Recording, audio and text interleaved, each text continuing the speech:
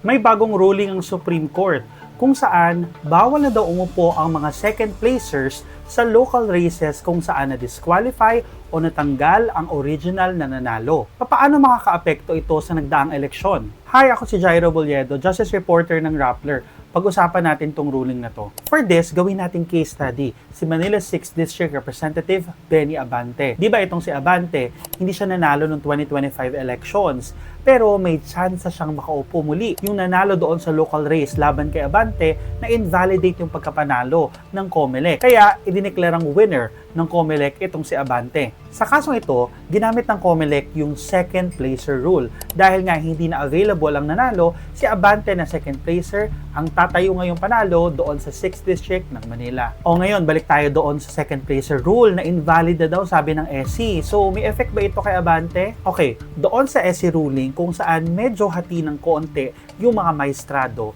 inabandon na yung second placer rule for local races. Wala itong apekto kay Abante dahil applicable lang yung ruling na yon doon sa mga local races at hindi po local race ang Congress. Ito ay national. Sa ruling, sabi ng Supreme Court, sa mga ganitong kaso daw for local races ay rule of succession daw yung dapat na gumana. Ibig sabihin po nun, yung kasunod niya sa pwesto ang papalit sa kanya instead of the second placer. Rule of succession din po yung nakalagay sa Pangulo at Vice-Pangulo base sa ating konstitusyon. Pero para sa mga miyembro ng Kongreso, ng Senate at ng House of Representatives ay hindi po rule of succession, kundi special election ang ginagawa. Kaya malabong mag-apply itong ruling na ito kay Abante. More on the SC ruling on second placer rule. Wala raw basihan na batas ang second placer rule ayon sa Supreme Court. Alam nyo, sabi din ng SC, ang second placer ay second placer lang na natalo sa isang eleksyon. At kapag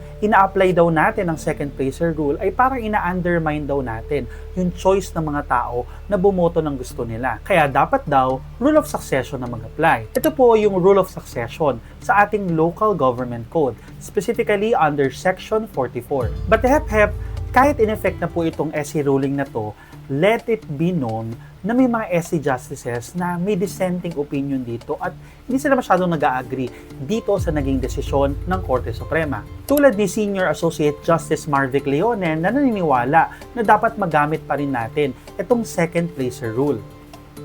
For Associate Justice Amy Lazaro Javier, hindi naman daw kandidato in the first place yung nanalong kandidato kung nakansela ang kanyang COC. Therefore, dapat daw umupo ang kandidato na second placer because in the absence of the first placer na disqualified, siya ang may pinakamataas na boto. For sure, marami pang mangyari dito sa SC second placer ruling na ito. Even sa case ni Benny Abante, marami pang pwedeng mangyari dyan. Tulad ng ibang mga bagay at moving parts na gumagalaw in relation to elections. Kung marami pa kayong gustong pag-usapan, you may download Rappler Communities app and join the Justice and Human Rights channel.